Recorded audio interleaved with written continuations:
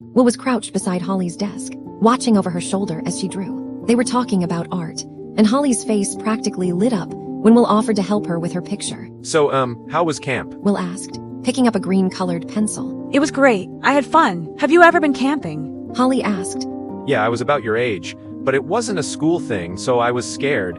Your brother was nice enough to give me his favorite teddy bear, so I wouldn't be so afraid. My heart leapt into my throat, and I felt my cheeks flush all over again. I couldn't believe he still remembered that. I had thought I was the only one who did. Did you make any friends there, even though it wasn't from school?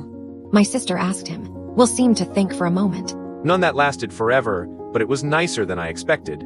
I remembered it all too well. 7 years earlier, Hawkins, 1980. Will and Mike sat next to each other in their elementary school classroom.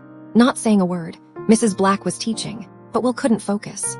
Mike was mad at him, and he didn't even know why. Will felt miserable. He kept glancing over at Mike's desk, but Mike didn't acknowledge him at all. Mike had been Will's only real friend at school. He knew Lucas, sure, but Lucas was mostly Mike's friend since they were neighbors. Being alone had never been a problem for Will.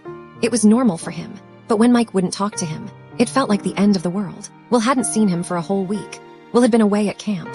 Just before the end of summer break, they'd finally reunited yesterday. They'd played together, laughed, and then Will must have said something. Something that upset Mike so much that he stopped talking to him entirely. But Will had no idea what it was. The school bell rang, signaling the end of the day. Will jumped out of his seat, hurriedly stuffed his things into his bag, and rushed after Mike, who had already left the classroom with Lucas. Mike! Mike! The small, brown-haired boy called out. Mike ignored him, deliberately. Will pushed through the crowd, accidentally bumping into a boy with curly brown hair and no front teeth. He wore a green cap, a bright yellow vest, and looked a little like a puppy. Watch it. The boy muttered, picking up the books he'd dropped. Sorry.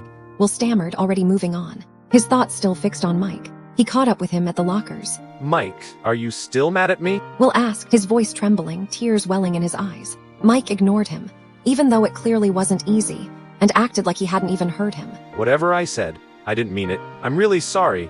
Will tried again, but Mike didn't respond. Without a word, without even looking at him, he grabbed his books, shoved them into his backpack, and walked down the hallway with Lucas, toward the exit. Will broke down in tears. Mike! He whispered, standing helplessly by the lockers, watching his best friend walk away. Mike sat in the Wheeler family's basement with Lucas, doing homework, but all he could talk about was Will. And then he just kept going on about those cool new friends, and this girl Emily. He mentioned her all the time. All the time. Emily, ugh, she already sounds awful. Mike rolled his eyes. I even gave him my favorite stuffed animal, so he wouldn't be scared sleeping there, and what does he do? He just replaces me. Us. With new friends.